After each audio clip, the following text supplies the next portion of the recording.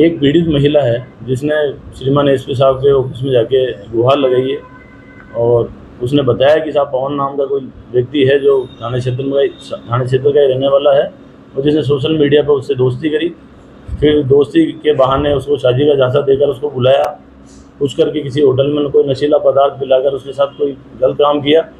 उसके बाद फिर उससे कोई स्टाम्प पे साइन करवाकर उसको बोला कि मैं शादी का झांसा दिया। उसके बाद उस लड़की को गर्भवती किया और फिर उस लड़की को बाद में मालूम पड़ा कि तो खुद शादीशुदा 3 बच्चों का बाप है।